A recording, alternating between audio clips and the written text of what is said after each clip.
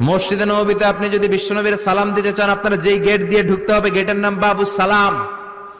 বাবুস সালাম দিয়ে যদি আপনি ঢুকেন, বিশ্বনবীর সালাম দিতে পারবেন। ওইটাই হলো মসজিদে নববীর প্রথম কাতার। লাইনে দাঁড়ালাম, ঢুকলাম।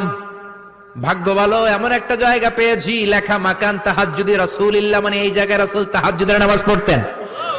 আল্লাহর শুকরিয়া আদায় করে 2 রাকাত সালাত পড়ে আবার প্রথম কাতারে ঢুকে গেলাম। এবার বিশ্বনবীর সালাম দেওয়ার পালা। হাঁটতে লাগলাম সবার সাথে।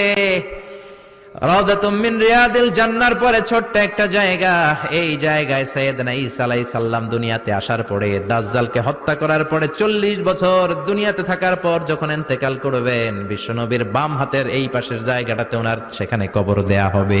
সুবহানাল্লাহ, ছোট্ট একটু জায়গা, কবর দেয়া হবে সেখানে। হাঁটতে লাগলাম, এরপরে বিশ্বনবীর কবর, লেখা মুহাম্মদ রাসূলুল্লাহ সাল্লাল্লাহু।